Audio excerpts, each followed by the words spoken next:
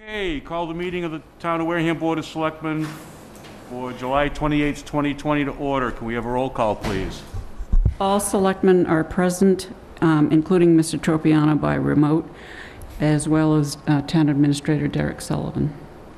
Pledge of Allegiance. Director Buckminster. Pledge allegiance to the flag of the United States of America, to the republic for which it stands, one nation, under God, indivisible, with liberty and justice for all. Thank you. Announcements. Madam Clerk, do you have any? Yes. The Lopes Playground pickets are still on sale through the end of this month. They are $40 a piece. They will hold up to 22 characters, and they're made out of 100% recycled milk jugs. You can look online under CORE to print the form, or you can call 508-295-3575 and speak with Joseph Salerno in order to order one of those. You got through the end of this month. Let's see. The dog park group is having an art contest. Contest ends on August 7th. Summer residents and vacationers are welcome to enter. There are 6 trophies for 3 age groups in the 2 categories, along with the prize pool raffle. You don't have to be present to win, but should you win, you need to make pickup arrangements. Contest information and tips and registration forms are at warehamdogpark.org. Or if you don't have a printer, simply include the registration info on the back of the work that you are submitting. There are outdoor drop-off boxes at Spinney, Onset Village, Main Street Post Office, Wareham Center, and Deacon School at 760 Main Street. There will be a gallery of all of the works on WCTV and at the main post office. And a very important couple of meetings from the Wareham Village zoning proposal individuals.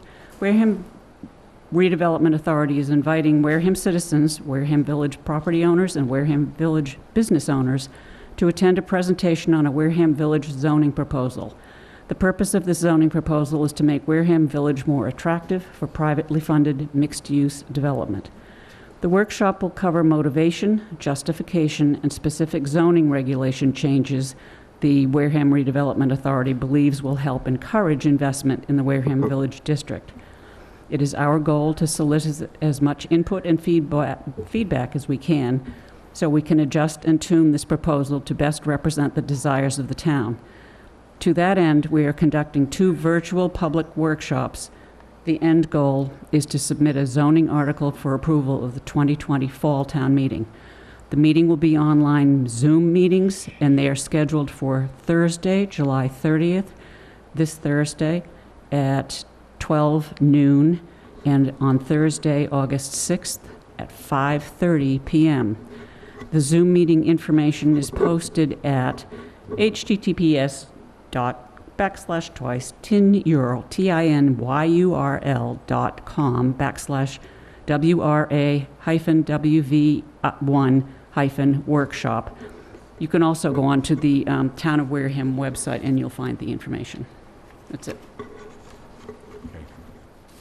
Did Alan Jim? have anything? Alan, do you have anything? Good evening. The only thing I have as far as announcements, the Narrows Restaurant, which has been closed since mid-March, will be opening Thursday morning. I'd ask people to try and spend time there and spend some money. It's been a long time closed, and you can use whatever you can do for them. Thank you. Thanks. Jim? Yeah, we have a refuse district meeting tomorrow evening, 5 p.m., Marion Music Hall. If you're interested, come on down, see what's going on. Thank you. Okay, I just have one thing. Recently, Onset lost one of its greatest advocates, Marilyn Knowlton. Marilyn was 85 years old. She was born in Onset, spent her life in Onset. She was very active, knew more about the history of Onset than any other 10 people. She and I didn't necessarily agree on some things, but notwithstanding that, she was a very passionate defender of Onset and a great resource for that community. So I would ask for a moment of silence for Marilyn Knowlton, please.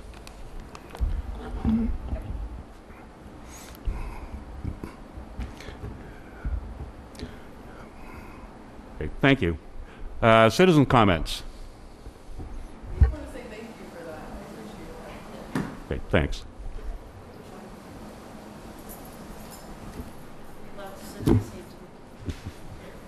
Stay away. Hi, Hi, Kat Jones, Onset Bay Association. Amanda Cobb. Most of you know me, but not You got to pull it everybody. right to you, Amanda, Yep. especially with the air conditioners, because they really, Amanda Cobb, also of the Onset Bay Association and also of the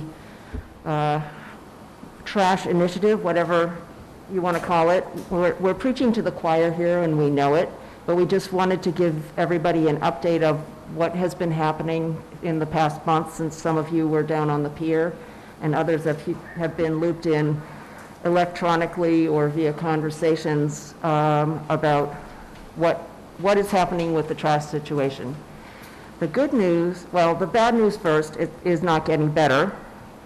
But the good news is that we're figuring some things out about it. And as you all know, we've been working with, so between the Onset Bay Association and numerous volunteers, the Buzzards Bay Coalition, Don't Trash Wareham, help me out here, Kat. Well, obviously Harbor Master and DNR, and Gary is working with municipal maintenance, and we have a lot of the beautification ladies sort of doing their own thing, not necessarily guided by us, but a lot of people have stepped up and donated their time and in some cases supplies. A lot of people have donated supplies to us. We haven't had to buy a single thing really yet.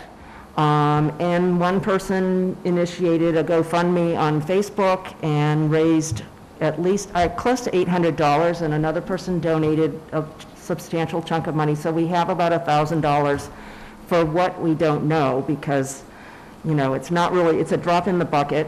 A The drop in Wareham the, Village Association also donated $250 to the cause Yeah. as well. So that will help us purchase, trash bags, grabbers, whatever kind of supplies we might need.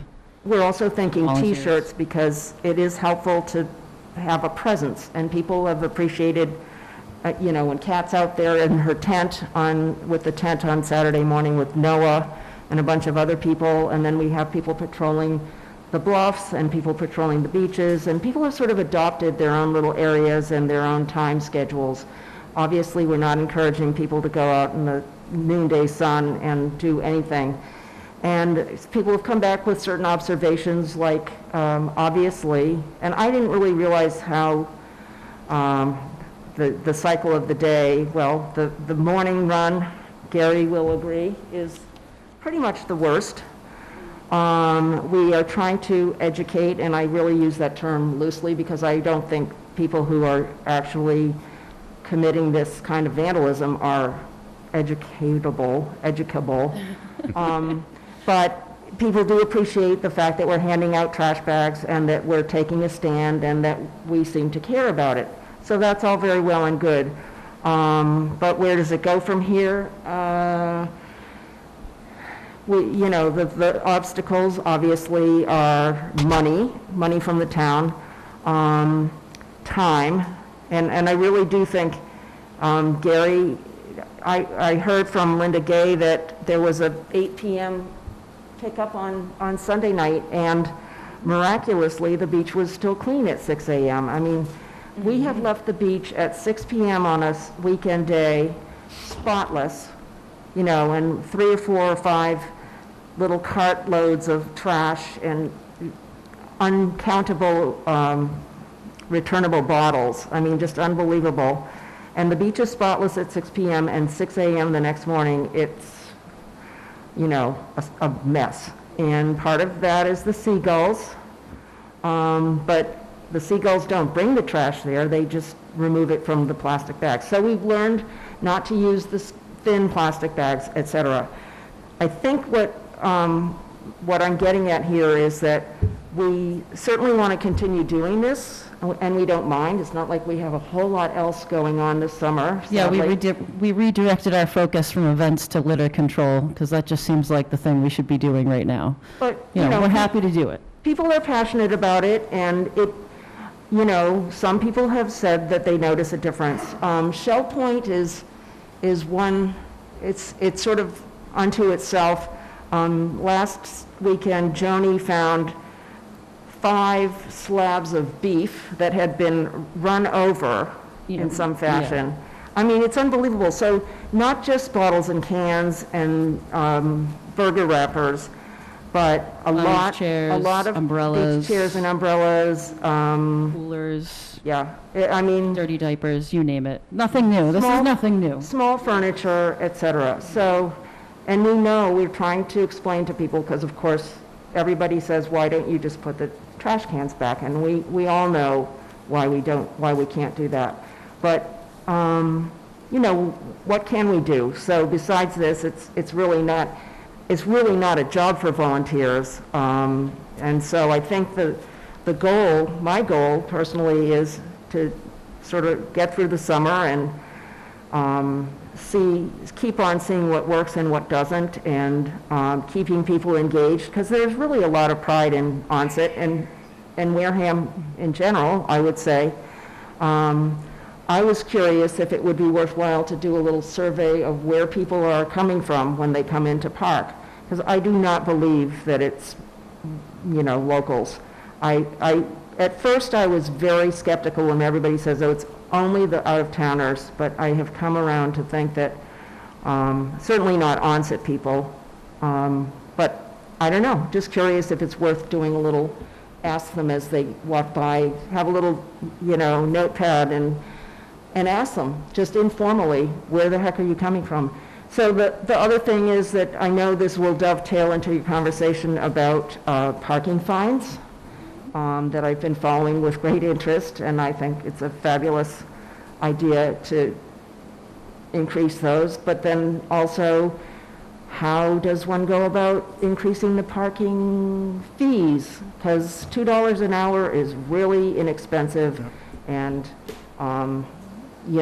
and maybe if we were able to charge more, I know that money doesn't go straight into Onset, but it certainly goes into the town's coffers, and it might be a slight deterrent for some of the people that are just piling into the car with, 8 of their closest friends.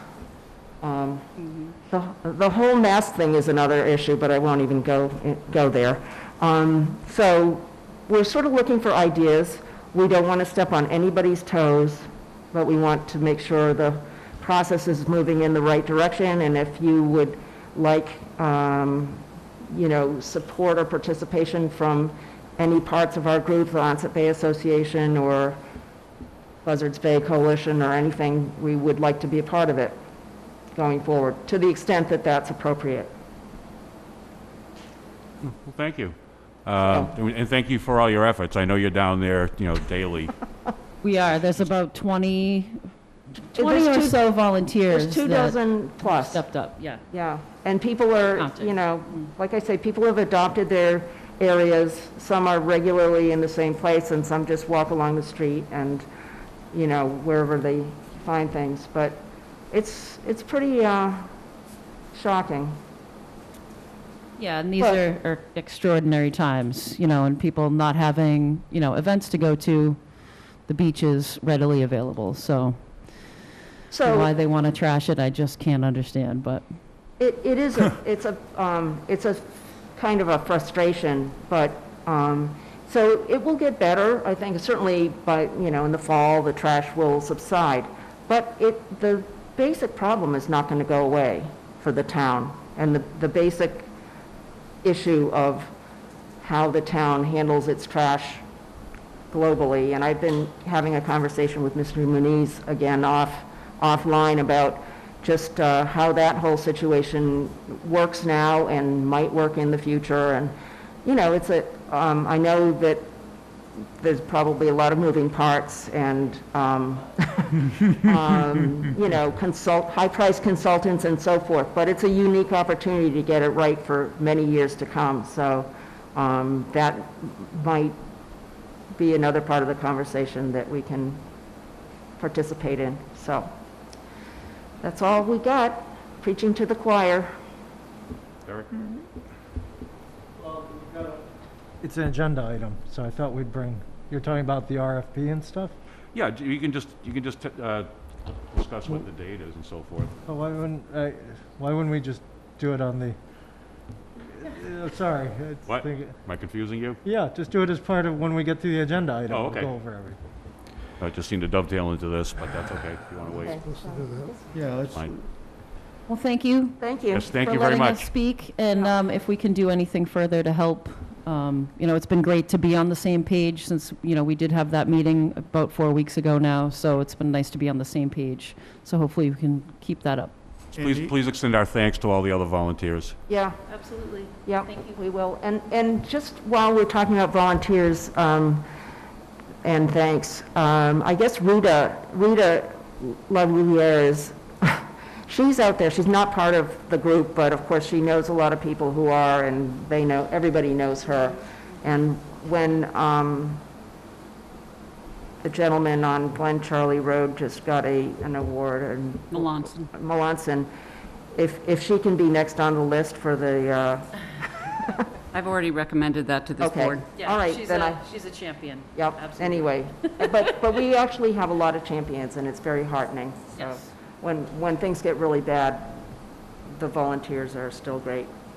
Thank you. thank you you. very much. Anyone else? Madam Moderator, Citizen Smith. Actually, tonight I'm here as town moderator. I believe that next week you may be giving some thoughts to setting fall town meeting. And before you get to that, I just wanted to bring a couple concerns to you so that you have some time to think about it. As you know, that the board is responsible for setting the date, time, and the place for town meeting. We were very fortunate in the spring to be able to utilize the gymnasium of the high school so that we could safely distance people. And the reason for that was because no one had been in the school prior to, and no one was going to be in the school afterwards. So it allowed us to be able to utilize that gymnasium. Going forward for the fall, I'm not so sure that we even will be able to utilize the school, so I think it's something we have to have a conversation about. And also, I think you have to give some thought to what town meeting for the fall is going to look like. Hearing that there might be a controversial zoning article or a couple of controversial zoning articles, we're going to have to give some very serious thought to how can you accommodate a very large crowd and what the cost would be if you have to rent a tent or you have to add protective clothing for some of the workers that would have to be there. So I think you've got some thoughts that you need to think about before next week. I did reach out to Mr. Palladino as far as the gym to see if that would be available, and it depends upon whether or not the school is going to allow children into the school, and if they do, they're not going to want to have the public come in, you know, the night before they're having students come back. So I think this board needs to give some very serious thought to what the fall town meeting is going to look like, and maybe we should have a conversation before you post the meeting. If the meeting's not posted, we might be able to do something time-wise. I know we've seen an upsurge this week in COVID cases. Falmouth, Chatham, I believe one of the pharmacies was closed down today for cleaning. So I'm just as concerned going forward for the fall as I was in the spring. So I just wanted to come in, just so you have some time to think about it before next week. Yeah, actually, next week we're not going to meet. The following week we will, and the timeline for town meeting will be on that agenda. Okay. And so we'll have a couple of weeks in the interim to try to figure this out. Yeah, we're going to have to do At some least as far as figuring. the place, because part of our notice of intention to hold a town meeting has to identify where we're going to do it. Exactly. So we got to figure that out. We got 2 weeks. Just wanted to give you a heads up. No, thank you. We appreciate it. Thank you. Any other citizen comments? Okay, moving on. Board comments. Alan?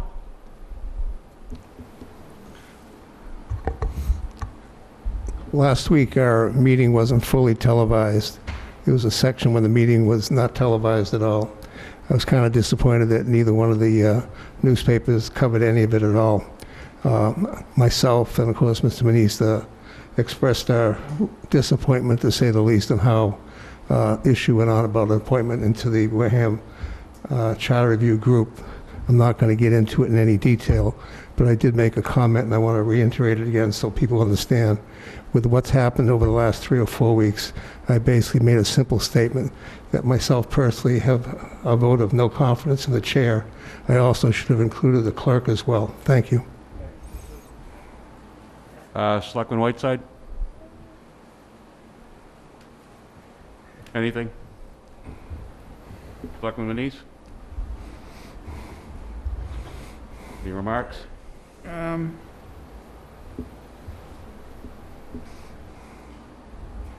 I would like to be able to clarify as we move forward the policy of selectmen sitting on committees which they are not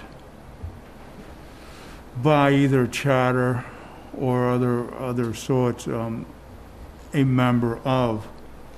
And we've heard from this table that selectmen cannot serve on the committees, and other times they can. So I would just like to get a clarification on that as we move forward, so we don't run into these situations again and again and again. I mean, sometimes the compositions of committees are very specific, and it'll say, you know, might say the town administrator and director of our municipal maintenance, and it might say 3 citizens. Now, if it says 3 citizens, is a select person still, even though we're elected and we're a town employee, can we serve on that board? So I would just like clarification on that. So again, as we move forward, we don't run into this going back and forth.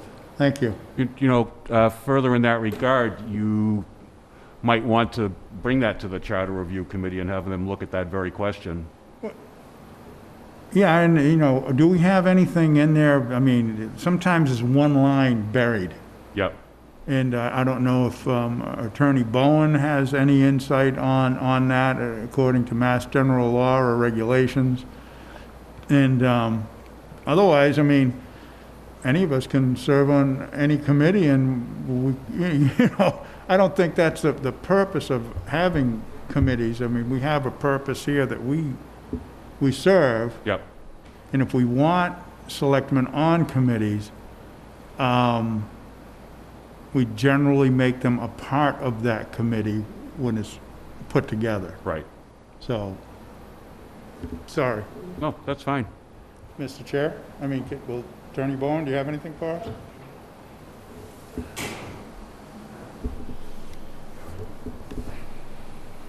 Mr. Chairman, through you to the board. Generally, there aren't such restrictions when it comes to selectmen serving in other offices. I believe in the charter there is a restriction that would prevent a member of the Board of Selectmen being on the Finance Committee, for example. But generally that's not something covered by Massachusetts law or the charter. You know, people will call politics, you hear the word politics and it's a bad word, but it's also a content-neutral word to describe the particular process that is not set out in law. And the question of whether selectmen should be on this committee or that committee it's a political decision as to whether someone should or shouldn't be on. Certainly the other body of, I can't call it law, but the other body of writing to look at are your own selectmen policies. Again, selectmen policies aren't law. the best description that I can give to selectmen policies is they're like New Year's resolutions. You know, maybe you keep them, maybe you don't. A policy, as with the New Year's resolution, only has as much force as you want to give to it. And if you choose not to honor a particular policy, well, that's fine. You can wipe it off the books, or you can simply let it gather dust. But,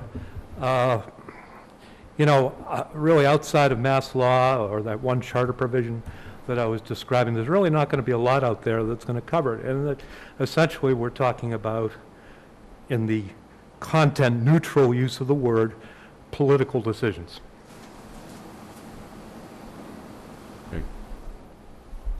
There we have it.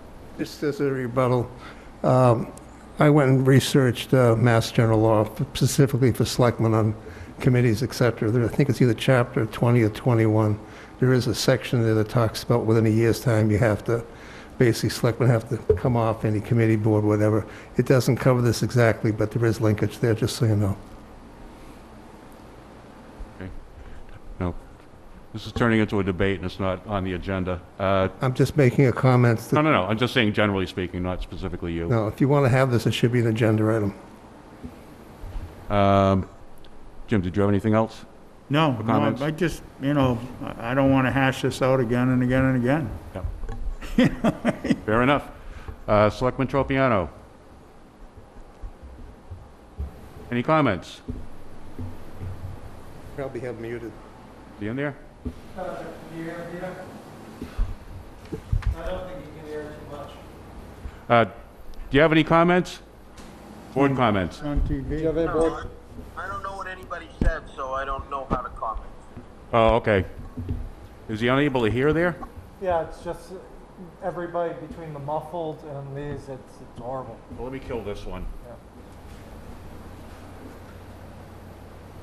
And try switching over the phone and see if that has a better microphone. You want to try that, Patrick? You try it. Okay. It's too bad we don't have Zoom available. It would make life a lot easier. Okay, we don't have any appointments or interviews or anything, or licenses or permits.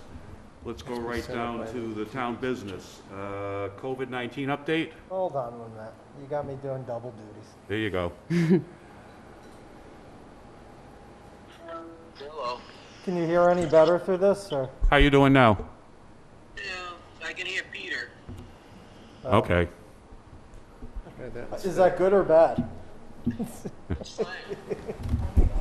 All right, COVID-19 update, just to receive the numbers from Mr. Ethier. There's 8 current confirmed cases in the town. We've had a total of 209 cases since the tracking began. That's 136 general town, if you will, 71 from the nursing home, and 2 assisted living. So, and all the 8 are what you'd call general town. They're not in the nursing home or assisted living. Yep. Okay, thank you for that information. I have to say that, you know, that's roughly 1 out of every 100 year-round citizens we have. And that's not a great number, but it could have been a lot worse. But, you know, with the hot weather, of course, these things are not a lot of fun. But when you have to be with other people, you know, please take the precautions. You know, wash your hands frequently, wear the mask, even if you're sweating your tail off, even if your glasses are continually fogging up with the thing on. It's better than getting this disease and potentially dying from it. So, you know, stick it out. It's not going to be hot more than a few more weeks like this.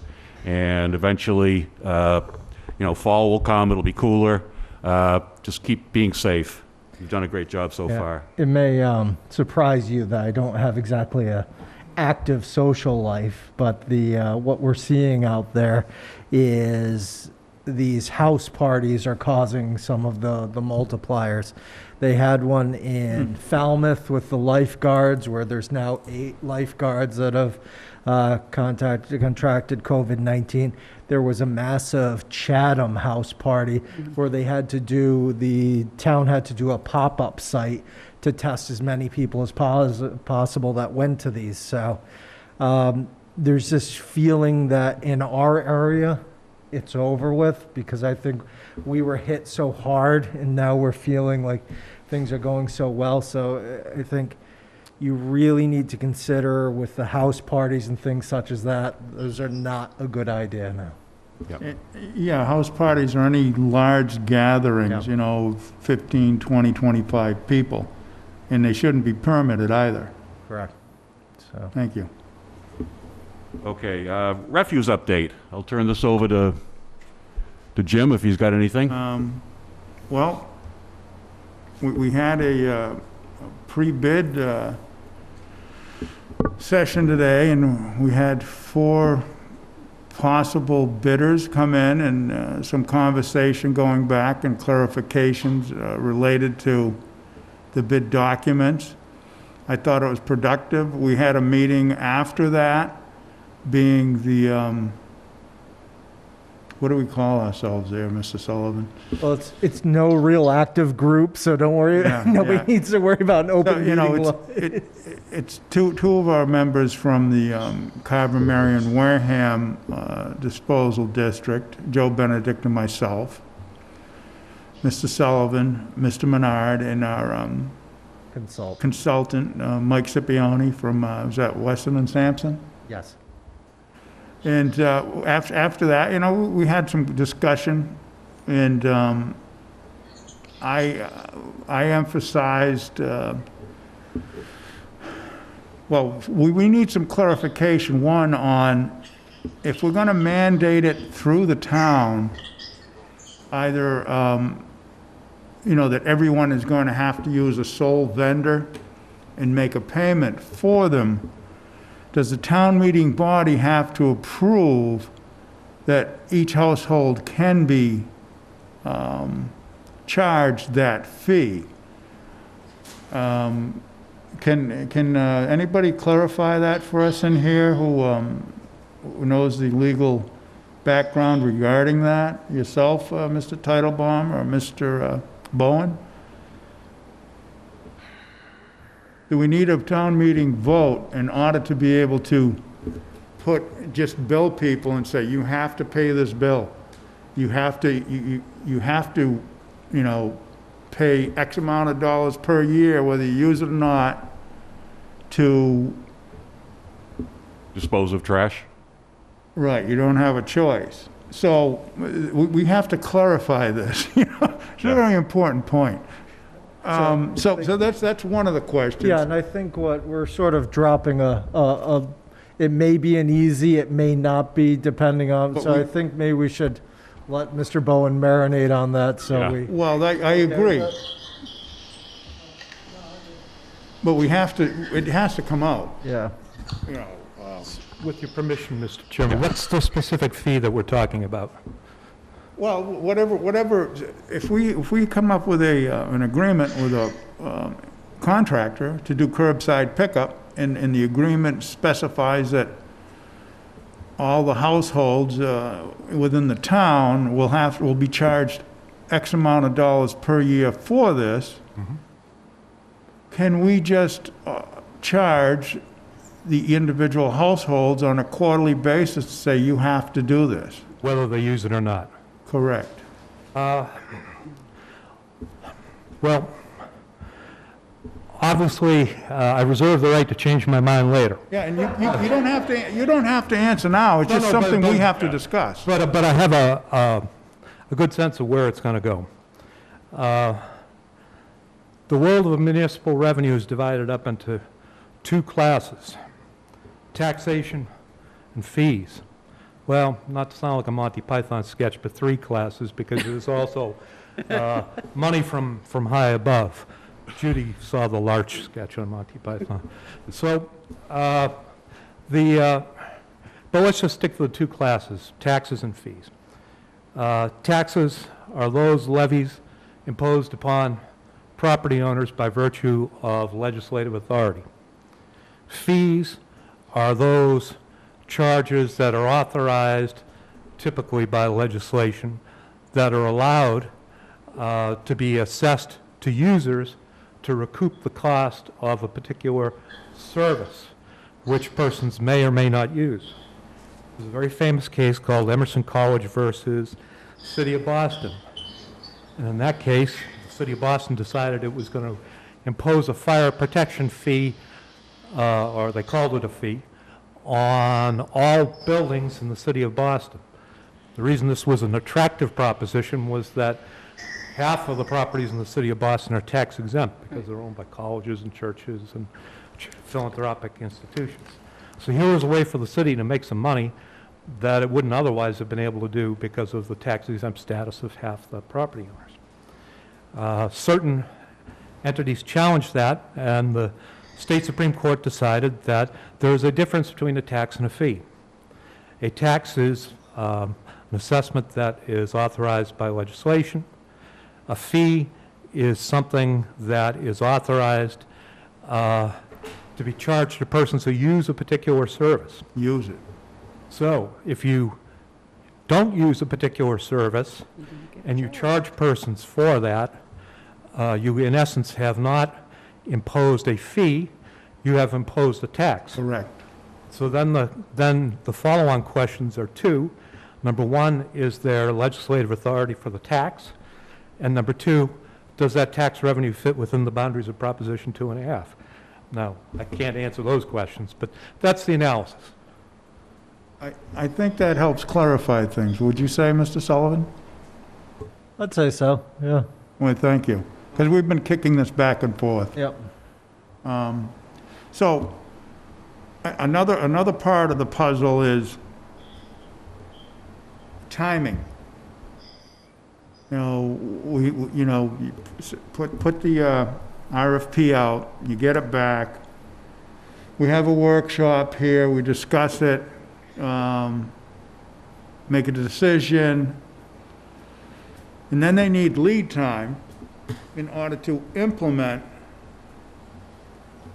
the operation of the entire town curbside collection. So during this transitional period, we're still discussing keeping a transfer station operational, possibly, in order to, because it might not be until later in the spring, later spring until the curbside for all, if it's implemented and approved, would go into effect. So we probably would like a transition period, so we're discussing that, and we will discuss that further in a different setting, probably an executive so we'll session as to strategy and how we want to move forward. I don't know if Mr. Sullivan wants to add to that. I'm sorry, Selectmen meeting, so I did a little thing, but one of the things and I don't know if you're going over this, because of the Q&A that we received from the 4 potential bidders and getting the information back to them, it really makes sense to give them a little bit more time so we can get them the answers and they can properly respond. So we're asking to move the workshop from Tuesday, August 18th to Tuesday, September 1st. It's roughly a 2-week, well, it is 2-week change. If the board's amenable to that, we'll let the consultant know and get that word out. So if I hear no objections, I don't think we need a vote on it, but if I... No. That's just a scheduling thing. Okay. How long do you anticipate this workshop taking? I would say let's have it as a full, we want to meeting? dedicate a full meeting to it. Yeah, okay. So- That was my question. Should we? It's Yeah. too big, it's too big a topic to try to jam into a regular agenda and then try to, because then we're going to be rushing through that, which is probably the most critical issue we face in the next year, to do other business, so. Yeah, I'm assuming at Say least that an, now, right? Who knows what's going to happen? I would assume at least an hour and a half of pure just dedicated to this, plus maybe some Okay. Q&A time. Sounds about That's fine. It may be that we have to have 2 meetings that week if there's some town meeting stuff we have to do as well, so we'll see what happens. Yeah, we don't have to have it on a Tuesday night, right? We could have it on the Monday, we could have it on the Wednesday, whatever you want to do. You can have regular board meeting and then do this on another. Yeah, we'll figure it out. Not on Monday, please. Hmm? Not on a Monday. Okay. We'll Okay. figure it out. That's fine. Anything else on the refuse? No, thank you. Okay, thank you, gentlemen, for your work on that. Vote to release executive session minutes previously accepted but not released. The 4th date on here is incorrect, so can we get a motion That's to release the minutes for June 26, 2018, November 14th, 2018, and November 20th, 2018? And then the 4th set of minutes, which are a different date, will be on the next agenda. So moved. Okay, we have a motion to release by Clerk Whiteside. Can we get a second? I'll second that. Okay, second from Selectman Manise. And I just have a question, maybe you can clarify this. The meeting date of November 14th, 2018, anybody have that pulled up? Well, I just didn't understand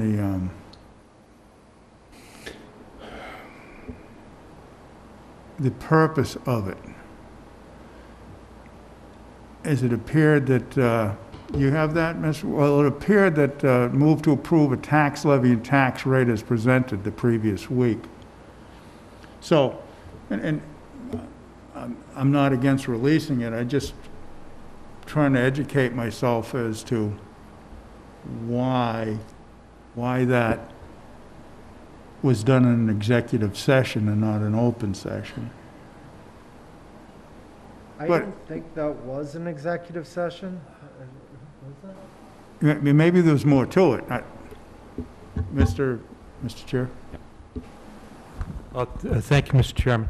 I don't have it in front of me, but my recollection of a couple weeks ago when I looked through the minutes was that there was at least one set of minutes that was put into the executive session pile, and when I looked at it, it's like, wait a minute, those aren't executive session minutes. And They so were what I done did in was I put a executive note on it session. saying, well, heck, you ought to release those. So it's probably it? I'm Yeah. guessing that's what you're looking at. Yeah. So it wasn't an executive session. For whatever reason, it was just a set of minutes that got put in the wrong folder. Yeah, just, that was the only topic.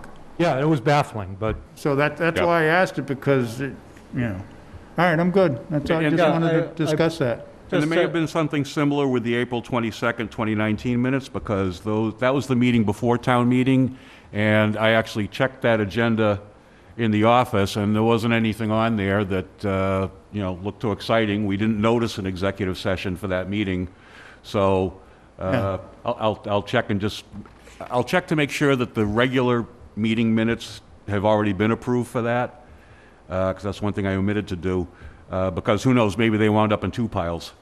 So I'll check and see if they were, in fact, and if not, they'll come back as regular session minutes to be approved. Mr. Chairman, if you may, that was the sole item on that agenda for that, for November 14, 2018, was the continued hearing and tax levy and discussion final vote. And I think public hearing and executive session somehow got mixed up on Yep. there. So it was not an executive session. I would suggest then that Mr. Muniz retract his second and that I retract my motion and that we omit the November 14th. So I would restate my, Mr. Yeah.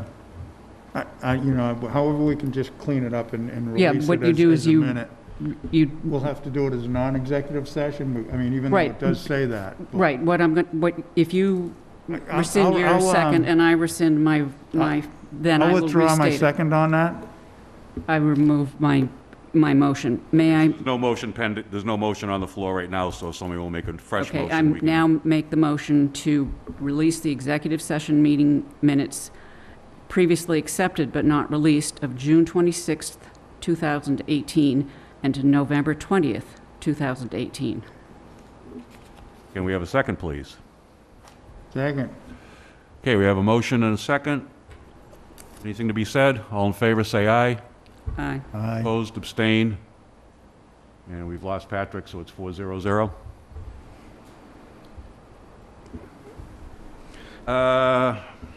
Once again, I guess we'll come back to D, because that's got to be a unanimous vote of the 5 of us if we're going to do that.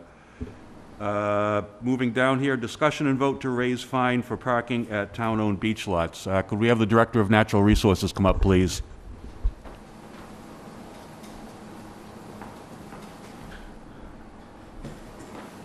Good evening. Good evening. As you know, we've, you and I in particular, have spoken about this quite a bit in the past week, and I'd like to hear your recommendation to us. On the fines end of it, I'm sorry about the mask, I apologize, it's a little daunting with it. I personally, I feel going to 100 on a lot of the fines might be a little excessive. I feel 50 is going to ultimately get some attention. Right now, you know, we're dealing with the Saturday crowd Monday through Sunday. If you want to ride along with our parking enforcement and some of the stuff that we have to deal with the situation, you'll find that some people obviously look at the $30 fine as a cheap way of going to the beach and they accept the fine. The other people see the $30 is a trigger and they get extremely vocally violent. I've had a few officers, and they're just in polos and shorts, be threatened, rip up tickets in front of them, throw them all over the road. It really brings out the worst in people. I think with the $50, we're going to get the attention that we need.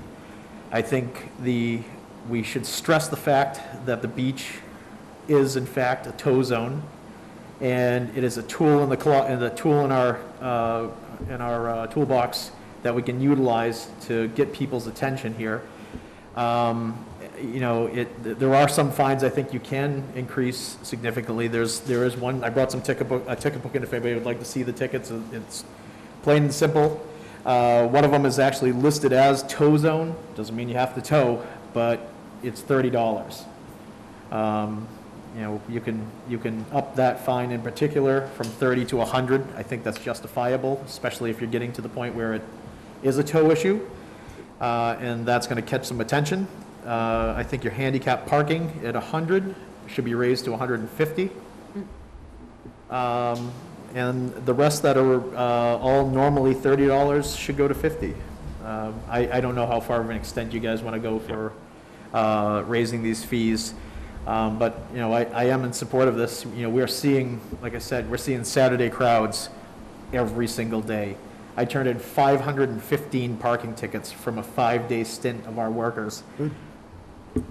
So if people are saying we're not writing citations, we are writing citations. I've sent a picture of the stack to show. Yep. I can bring it up so you can see it.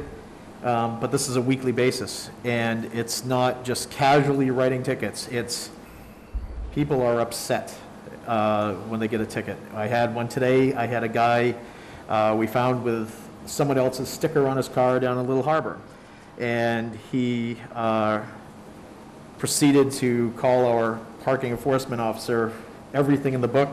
It went on for quite some time. He took a fit. He threw his chair. It was, you know, it was to the point where I was going to drive down there and have a talk with him. And I have another area in town I won't even send my parking enforcement to because they were physically threatened.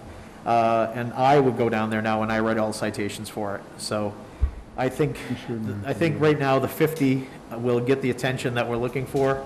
But I think on a proactive point of it, it needs to be promoted. We need to push that these tickets we are doing this. We will tow you if we have to. And the increase, I think, is going to set an example. And thank you for the volunteers in back of us. It really is exhausting. There's a lot of times you drive around, you feel very just defeated. And it comes with that time of year. It's a wild time for sure. Yep. And please, if anybody wants to come along and see what some of them go through on a weekend, feel free to hop in with the parking enforcement, because we got a bike available, we've got a little buggy, or you can walk around with a few of ours. I should probably do it. I think their weight loss is doing pretty good. I think I might join in with them, so. It's too late. Yeah. May I just ask you to restate your recommendations, please, sir? I'd like to see the handicap parking. I think that's something that we really need to protect. I think, I recommended 150. I would, whatever you feel is necessary for that. May I give you the citation so you see what I'm talking about? Yeah, that would be great, because then I can put it into the Put it to the record, sir. minutes. Thanks. Yep. Yep. Oh, boy. All right, everybody gets a ticket. Gary, do you want their license plate numbers? Yeah.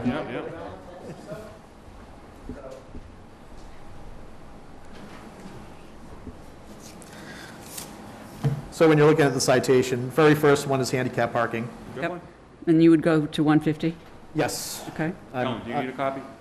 I'm really hoping for the impeding snow removal soon, so we'll skip that one for now. Double parking, obviously, is 50. Within a hydrant is 100 right now. It's a pretty crucial device. I think maybe we should obviously increase that to the same as the handicap parking. That's a serious situation. Well, I know firefighters, and if you park and obstruct a hydrant, they will happily smash out your windows and run the hose through your car. Yeah. They do that in the cities. I don't know if we run into that problem quite so much. But in Boston, my girlfriend's son's a captain on the Boston Fire Department, and he They don't just play- says, Yeah. they don't play. And especially in a dense community like that. I mean, you have houses that you can touch just reaching out your window, so. Exactly. I mean, time is of the essence, and if we have something blocked, we want to make an example of it. So is your recommendation, I'm sorry, is your recommendation 150? Yes, whatever if you'd like to do 150, that I would fully support that. All of your $30 ones that you're seeing would be increased to 50, except for when you get to 48, which is the tow zone, which I think should go to 100, just as my recommendation. Obviously, you can do as you see fit. What do you think about obstructing the crosswalk? Well, let's say, you've got handicap ramps that, you've got transitional ramps and stuff for handicap mobility devices, so absolutely. So basically, your recommendation is all the 30s to go to 50, correct? All 30s, yeah, would go to 50. Yeah, but I think obstructing a crosswalk is That's a serious, and it happens a lot. yeah, Yep. so I think 50's. Parking on a sidewalk is also is a big problem in certain areas. Some areas we have two sidewalks and the streets are just so narrow. I mean, we work within reason on some stuff here. We have to sit there and factor in, so. Jim, were you saying higher than 50 for that? I would say higher than 50 on obstructing a crosswalk. Everybody is supposed to go there and use it. Yes. Let's, make people realize that you can't do it. You like 100 on that? That would be okay by me. Okay.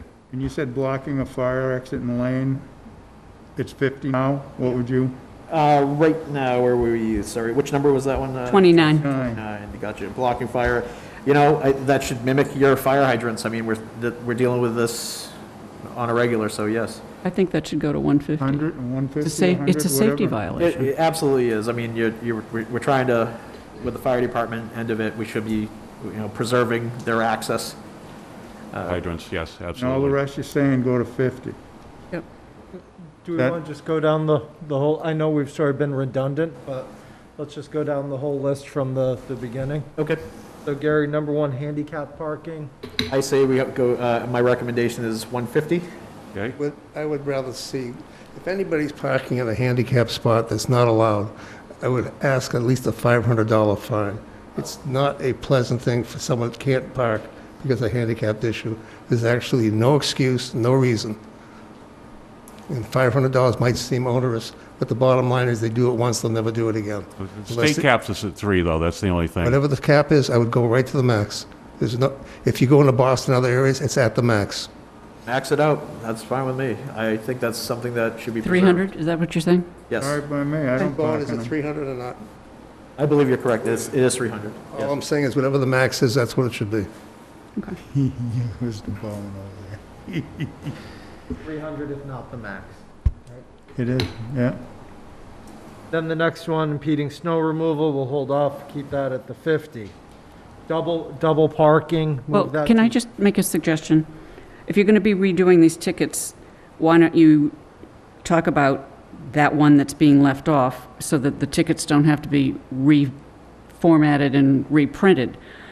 I think Impeding snow removal is just as dangerous as cutting off a hydrant, in my opinion. but I think the 50 will be enough. I mean, we're almost dealing with the same situation with the general beach parking violation stuff.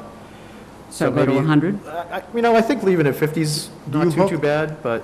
If they don't, if it's snowing and stuff, And we do have we did put into place, when we worked with the road commissioners last year, that over a certain amount is an automatic, it automatically goes into place, because we were getting snow, and they were trying to make a decision on whether to enact a snow ban. And now, I drove around and we went all over different places, and one of the places we went to was Cleveland, Ohio, and they have all their signs up that sit there and say, after 2 inches, snow parking ban is automatically in effect. So it automatically goes into a snow ban, so your towing, your enforcement, whatever the case may be. So if that's the case, you're gonna hit them with the tow policy, you're gonna hit them with the impeding snow removal. So if your tow zone is now 100 and you've got 50 on the snow removal, you've got $150, and then you're looking at a few $100s on a tow, because as soon as the truck hooks up to it, they're on the hook for it, so. Yep. And I agree, that's something we shouldn't play games with, move your car. And if your plow driver's salty enough, they got a nice snow berm up against it that they need to dig I just out. would recommend taking it to 100. Because people Absolute- do, Whatever you'd like, yep. just, if you're a scofflaw, you're a scofflaw. Okay. So- Double parking? 50, Okay. Within 10 feet of a hydrant, we said 150? Wrong direction, 50? Obstructing crosswalk or sidewalk, 100? Obstructing driveway, 50? I'd say 100, we have a lot of residents that get their driveways impeded. Okay. Constant problem. Is that a common call? It is Yeah. it is a constant problem, and they should have that right to be able to be protected with that. Yeah. Okay, so 100 on that, do we have a consensus for that? Yes, but obstructing a driveway? Yeah. yes, number 8. Restricted or prohibited area, 50? Yes, Within 20 feet of intersection, 50? yes. Overtime parking, 50? She, That's a flexible one, because we use a lot of discretion on overtime parking. If it gets to the point, you have the tool, but, you get a person that's 15 minutes into it, and a lot of people now are jumping on the app and resetting it, so, that can stay 30 or stay consistent with 50. I would go to the 50, just to stay consistent. Yeah, I agree with that, because like you said, you use discretion, so. Yes, Okay, so 50 for that. Going over to the column on the right, over 1 foot from the curb, 50? 50. Bus stop or taxi stand, 50? Other. Describe other. What's other? Other can be parking on the lawn. We have a lot of people that drive down to Shell Point now, and they decide they're gonna back up over the grass, and now they're leaving their cars in the middle of the parks, so.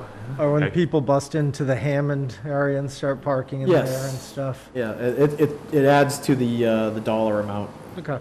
Okay, so 50 for that. Leaving less than 10-foot wide unobstructed lane. That's a safety issue. If you can't get a first responder down the You road, can't get a fire truck down there. I'd say 100. 100 for that Well, one? that's a, Okay. Blocking fire exeter lane, also 100? he had gone to 150. On the blocking, on 29, you were at 150? if you'd like, yes, that's fine. It sounds like monopoly money, but it's not going to be when people get these tickets. No. Improper parking? 50. What's improper? Taking 2 spaces, just Backing up on the curb. things of that nature, yes. Okay. Just clarifying for, people listening in, Yes. because violation of rules and regulations, town facilities, 50? 50. Beach parking, 50, 50, tow zone 100. 100, unless you would like to see an alternate on that one, either way. But handicap and the fire, I think, are the two most important there, which we shouldn't play games with. On towing, Gary, what's the cost of the tow company? I'm sorry? What's the cost of the towing? from the tow Exactly, company? I don't know. I'm assuming you're looking at, $400. yeah, a few hundred, at least $300. So it's not just the fine, there's also a tow fee. Yeah, Well, the other thing too, as soon as they hook you up, you owe a day impound fee. yeah. Right. And that's typically about $100 a day to store your car there. And the town does not have an impound lot, so you're going to the, You're going to a private impound yard. Private Yes. tow So- company. Yeah, if I may, is it a state law that you can't leave less than 10-foot wide unobstructed lane? Is that like a rule or a regulation? Because that's kind of unknown unless you have it posted. So I'm being a devil's advocate here in a sense, like I'm saying, well, I think we I have- never knew about that. I and- think as a public way, you have an obligation to make sure that a vehicle can pass, especially, you're looking at Right. your larger fire trucks, you're looking at moving trucks, you're looking at, semi-apportioned plates I'm and all not, the I'm fun not stuff with questioning it that, too, yeah. but do people know that? That if you got a street that's this wide and you park on the side of it, Well, if they don't, they definitely do now. So we'll put it out there. yeah, is it? For sure. Well, I guess what I'm asking is, will that stand up if it's taken to the clerk magistrate? Well, the appeals go to the parking clerk. And then it And would then- jump and up. that they- And that's if they not our choose problem to, anyhow. you're All right, correct.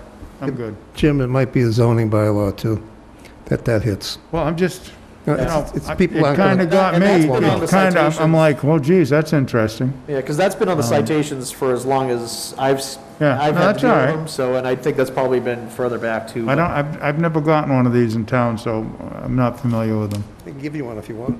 I got one. I got all I need Give here. you a kid. real one. Check my spelling. May I just add something? Yes. The road commissioners actually are going to be discussing this on their next meeting, so Yes. I'm So- going to yeah, make So sure we're that... gonna, when we have this done, what I will do is send a letter to them saying, the Board of Selectmen voted, please. To recommend? Right. I mean, I can just... To recommend the amounts that Fees. pertain to streets, Right, because they actually have that control. right. So in order for that to be correct, what we'll do is, we can set them for the beach lots because those come under our authority, because the road commissioners don't control. And then they can just piggyback generic on- town property. So I can just have... some of this has the force of law, what we vote tonight, and some of this has the force of a recommendation. So I can just have Ms. Slaney just send this to them right away? Yeah, hopefully they can read yours better than mine. Yeah. Well, yeah. Now, if I might, Yeah. does this include Onset Pier also? this would be the, That is under your control, yes. Yeah, so, That'd be beach and- parking regulations. and I was discussing this earlier with Town Administrator Sullivan, that, what do we get per day for a space? $2 per hour With a on the maximum onset of pier. Maximum is 10 hours. 10 hours, so I 20, think the pier actually is unlimited for the day. I'll have to take a after look again. $10, right? I'm sorry? I couldn't hear that last one. Unlimited after X amount of hours, right? It's, yeah, we start $2 enforcement an at 8 AM and it goes till 10 on the pier. So that's the time frame that we have And it's what, operating. $2 per hour? It's $2 per hour. And isn't there is there a maximum of like, Normally, we originally 10 went hours with or- 10 hours on it. Yeah, Correct, that's what 'cause it says, I think. That was for the fishing boats and things like that, going on longer trips, so, so that's $20 a day yep. and then, And then some people leave early, you just don't, you're no, paying them I'm this- just, Yeah, and then we'll charge $50 a day if you don't put the $20 in the, correct. and we have to change all the signage, right? Nope, there's no fine rates on any signage. The fines are all established on the ticket, so we don't have to change any. No, I mean, so people know. Do we need to put up signage, No, we're not required actually to put the fine amounts on signs under state law. The reasoning for that probably was because the state recognized that municipalities would incur a lot of cost if they had to run around and change all their signage every time a fine was All right. altered. So, Yeah. yeah. We do, I believe it does state, it's like parking is enforced or daily Yep. or something of that nature. So, Wow, that's pretty crazy that, Education is going to be painful for some people. I think, I think promotion of it is a major component. We've gotta be out there. I mean, we try to be as proactive as possible with our social Yeah. media outreach and, and I think Getting too, these things out. like in the major entrances to the lots, if Yep. you have $50 fine, right, just in, the main entrance coming to Shell Point, main entrance going on to Pier, Swift's Neck, Little Harbor, so that's 4. Yeah. I mean, when I go to a location and the first thing I do is I look for signs and see what they are. I'm not looking at the fine, I'm not looking at what it is, I'm looking at what the regulation is.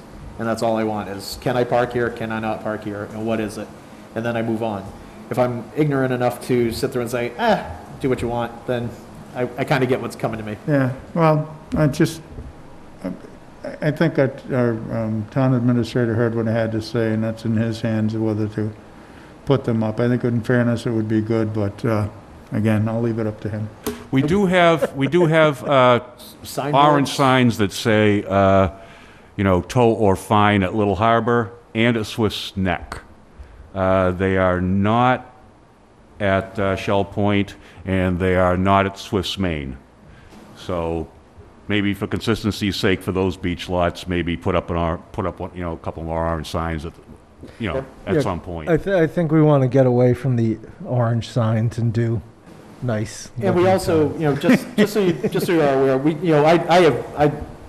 I like good-looking signs like Mr. Sullivan's talking about. Let's get some better-looking stuff, but at the end of the day, we've got a little bit of time here because we got to get the tickets printed and some other stuff. So Yep. Yeah. within the next week or week and a half, we'll have everything lined up, ready to go. And I think, like you're saying, is the outreach of promoting this is something we need to do. So Well, we can I bow don't- to yours and the town administrator's feelings about aesthetics, I think. the chief is very generous with his signboards with us, and setting them up in 2 areas of town, saying Exactly. parking fines have changed. We've got the board out front here. Let's get our social media outreaches. Word's going to spread fast because it's a parking issue. So parking and trash are lightning rods. So And I think that will run fast. I think in fairness, to the public, some notification's good. Yep. It doesn't have to be everywhere, but, $50 fine for illegal parking or whatever. Yep, absolutely. If we have to do So some of those it's sandwich just- boards or something like that, we've done with the carry in, carry out, You don't get it. everything else, putting them in the parking lot. We'll leave it up to We'll Mr. probably drive Sullivan. over a few of them, but we'll get there.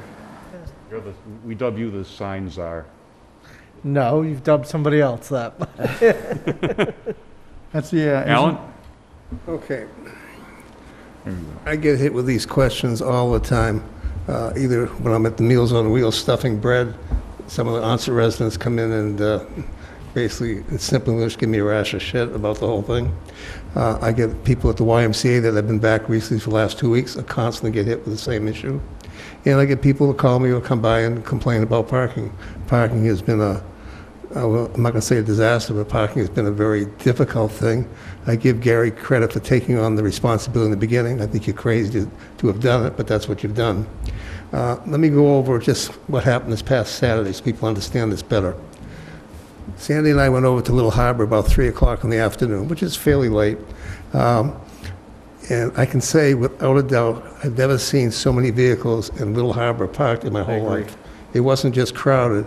We added extra space by moving to some of the dunes back that were, by wind, were covered actual parking area. So we increased the area legally. It didn't matter. The place was maxed out. There were 4 spots left when I got there at 3 o'clock. I got on the beach. I've never seen the beach so crowded in my whole life. People were social distancing, but the issue was some people had 10 to 15 members of an overall family and friends. They were together, then it'd be another 5 or 6 feet to be another group. There was not one person on the beach wearing a mask. I don't know how you can wear a mask at 85-degree weather anyways. I have a hard time breathing in this thing as it is. So we were just there, and on the way out, we saw one of the Gary's parking attendants, one of his enforcement officers. I forget the young woman's name. She drives, I guess they all drive that little white Yep. Ford you have. So Sandy and I stopped on the way out, and we know her very well, so we said, how you doing? She says, well, I'm doing great. I says, how's it going? She put out to the window 3 full books that were empty already, and a 4th one was almost done. Yep. And I said, so is it working or not? And she said, no, it's not working. I said, well, we're going to raise the fees most likely to $100. And her answer was she couldn't wait for that. But I asked, will this make a difference? Her answer was no. And what happened was she said that earlier in the day, she was about to give a woman a ticket. And the woman said, asked her about the ticket, and she said it's $30. The woman said, great, give me the ticket, because if I go to Old Silver Beach, it's $40.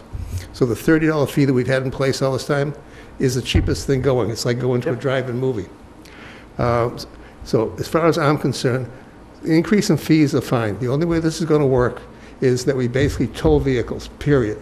There's no games. It's a fine plus tow. And the reason why I say that is it's the only way it's going to work, and people are going to know about it, and they're not going to do it at all. It's like slapping someone's hand to put a fine out, because half the time they don't want to pay it, and you got to go chase them down. It's not too easy to chase a car down when you don't have a car. And I think that's the only way this is going to work is to tow as well. If it isn't, we're just wasting our time. We've got, I think, 3 companies that we have on call for tow. I would suggest that we basically give them areas, and they put their vehicle physically right in that parking lot, whether it's the pier, Shell Point, Little Harbor, Swiss Neck, Onset, down the areas where people have issues. That tow vehicle's there, people are going to wonder what it's doing there, and let them do the work. They're there to make money, let them make some money, because it's costing everyone in this town money for what's going on. So either do it right, or, why waste that time? I see it every single day. I know you do. It's unbelievable crowds. You're dealing 1,000+ people a day on Onset Beach, easily. Little Harbor, same thing. I've seen Little Harbor. You're pulling in, and Little Harbor I've never seen so many people there. And the thing is the stickers, the permits are still selling. And I know this has to be another item on the agenda, but it may be something we have to look at to stop selling the rest of these. I mean, we've sold a ton of stickers. Yeah, it just keeps building. If you're giving tickets, that many tickets out at Little Harbor, that means the people aren't residents. That's supposed to be residents only, Yep. correct? Correct. So, and I don't, I'm not against people paying to utilize it, Yeah. because I don't know if we didn't have all the people who aren't supposed to be using it, who are not residents, if it would fill up. Well, And I've regarding been in Little town Harbor, for years. I actually poked around in the Little Harbor. The property was approved by the 1946 town meeting to acquire the property, and then in 1947 there was some further action by town meeting. Unlike a lot of the land we buy or get gifted to us or whatever, that comes in under, quote, general municipal purposes, which basically means we can do what we want with it. That was specifically voted on for year-round residents, and it says right in there for Little Harbor. Year-round only? Year-round only. Yeah. So technically, we shouldn't be selling day passes or anything like that for that beach. That was like a crusade my late mother had back in the 80s and 90s over that, because she was Right. just infuriated that the town was letting people, her thing was, we live in this town, it's not a wealthy town, but the one thing we can provide is beach access. The average Joe can move here, raise a family, and go to the beach, and where else can you do that around here?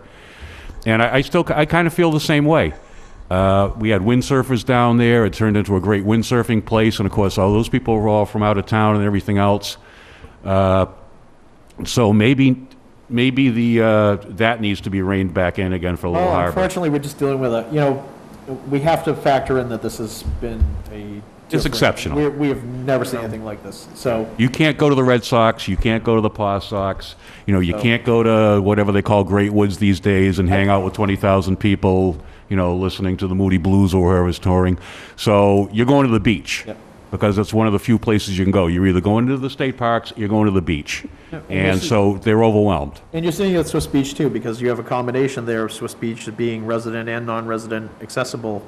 And, you know, maybe it is time that we follow suit with the rest of the towns and at least put a hold on the non-resident stickers for the rest of the season. And we also Not have, really a large sale, it's just, but we have to preserve for our locals. two quick things. One, earlier in the season, we had, I'd received an email from, I think it was Miss Fuller Fitzgerald, and she had recommended, she had said something about stopping the passes, and we started looking at how many we sold, and it was a nominal amount. And I actually apologize. I think Gary let me know I never responded to her or something, so I apologize to her. You know, that's something definitely to look into. But we have realtors giving out passes to people with the realty company name on them, and they're going to Swifts or they're going to Little Harbor and saying, "Oh, I was told this pass would get me in there," and that is absolutely not the case. Right, and it's associations too. We have a lot of associations that have their own stickers, and they're in the mindset that it opens them up to the other town beaches. And unfortunately, we either catch them in time and explain to them, or unfortunately, if we just don't see the car with a sticker, they get a citation. So, you know, and we try to work with people. We really do. It's the worst thing you can do is just set off fireworks and then walk out on them. And it's just, you know, if we can try to see somebody walking away from their car, we try to get their attention. We try to get them back in to get them to understand it, and they are successful with it. But this is definitely a wild year. Yeah. So. Alan? There's one issue you have to understand as well with this. Little Harbor, there's not a lot of small lots with a lot of houses per se. But people come down, family comes down, and to visit. And of course, anyone who's a taxpayer feels as though, when I have family there, why can't I bring my family to the beach? I mean, they can physically take their car with a sticker and transport people back and forth, but you're going to have that issue. When you get into Swift's Neck, which is where the Swiss Beach is, those are 5,000 square foot lots that were, you know, built, you know, as a summer home years ago. They're now, a lot of them are year round. Yep. But those are people with families, grandparents, etc., that have their families down on weekends and have done it for years. So whatever you're going to do, you have to understand that the dynamics of what goes on in the town of Wareham is not normal. You know, it's not just a high-end summer resident area. You have a lot of people that have saved for years. They bought a nice little place in Swiss Beach, whatever. Onset, it's the same thing, 5,000 square foot lots. Everybody has family. And the issue, of course, is with the parking part is that on Onset in particular, those houses were designed with a little driveway to put a horse and carriage in originally. They weren't designed for people with 3 to 5 cars, which is the norm today. And then when you have family down, where do you put your family when you go park? And my only one concern about all this is, and I've had the question asked me, what happens if I can't park in front of my house when I get home from work, and I park somewhere and I'm violating something, they're going to tow my car? And we're going to run into this. No matter what we do, we're going to have problems. Yep. But I don't know any other way to fix it except to get really aggressive about it. There is one PSA on this, because I know some grandparents, especially with new grandbabies, are loath to change out the car seat and to go to the bigger car. Wareham Fire will install those for you and install them properly. So please check it out. They'd be glad to do it, and they're certified. So Great. All I'm trying to Didn't get know is that. whatever we do, we're going to have kickback. Thanks. Be prepared for it. We're going to have a lot of happy people out there. Even happier than they were. Thank you. Thank you very much. Appreciate it. Thank you, Gary. Thank you for your time and your effort on this. And Appreciate what you have Have a to good put night. up Thank with. you. I know it's a lot of labor, maybe not a labor of love, but... It's a labor of love with Gary. Okay, can we have a motion to I'm, adopt the fines that were authorized to for town property and to recommend the remainder to the road commission? So so made. moved. Second. Okay, motion made by Alan, seconded by Judy. Patrick's no longer with us, right? correct. That's So otherwise it would have to be roll call. All in favor, say aye. Aye. Aye. Opposed, abstained, 400. I'd like to go back to item D for a minute. I was hoping we'd be able to discuss that at least. I have concerns about the hiring, et cetera, with the request for information on employees, whether they've been hired or they've been fired or let go. I would like to ask that our Labor Counsel, Mr. Emerson, come before us so we can ask some questions. I think this could generate things we could end up being in trouble trying to ask for more information than we're allowed to, whatever. I think there should be some guidelines that we have to work with when we discuss this. It's not much different than the HEPA laws for medicine. You know, you can't talk about patients, et cetera. You know, I am concerned that this might go over the edge. And the reason why I bring this up is back, I think it was the first year I was selectman. I'm not going to say who or what, but I know one selectman used to go into the office up in the town hall and ask the person who was taking care of the employee records to go in and look for information on employees and stuff because they felt several employees were working against the selectman. You know, and I'm not saying this is going to happen, but there has to be protection. You know, I'm not saying we're going back to in that era again, but I don't think it's right for people to just have blanket information going forward while having a set of rules and structures of how this works. Because I think we could end up getting ourselves in trouble and getting into lawsuit issues down the line. Well, yeah, I don't particularly have a problem with asking Mr. Emerson to come here for that when we do get back to it. And Mr. Sullivan, get your checkbook out. Well, were you going to say something, Mrs. Whiteside? No, I was, that actually is one of the sections that the Charter Review Group has addressed and will continue to address. So, if I might... It was on the agenda last night. If I might just, I know we're going to come back to We're going to come back to it, but it's on the agenda, you can talk about it. Just very quickly. This is more in line with the hiring, and that's in our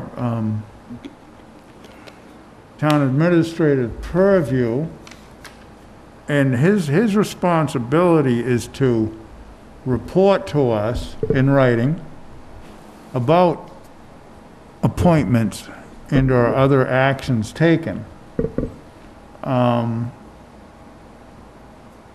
Especially so that's basically what this is about, isn't it? This is about reporting to us the actions taken. I think the only thing And is our just what's in... approval and not approval Right. of that action after the 14 days, once you've notified. Right. My understanding, if you're asking me the question, is that this is about what's in the charter, and that we had been, for a few years, we'd done just the department heads getting ratified by the Board of Selectmen, but realized that the Board of Selectmen had to vote to do that, and that's the item. So correct? that's all it's addressing. It's not going into personnel files or anything else, and if we had a question, we could ask for information and/or and do it in a setting that would be appropriate for such review, depending on the circumstances and what was being reviewed. That's, I mean, that's, I think, by law, what we do. I could go through you, through Mr. Bowen, Attorney Bowen, if he would enlighten us there. Yeah, go ahead. Thank you, Mr. Chairman. Yeah, 42B, or no, actually, it's 42, yeah, B. It, you know, it says what it says.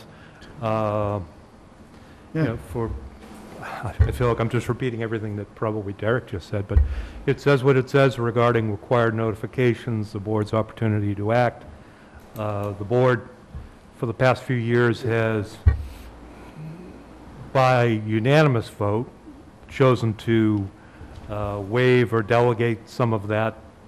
But, you know, my opinion on this has always been that it had to be an annual review because people's minds change. And the board changes too.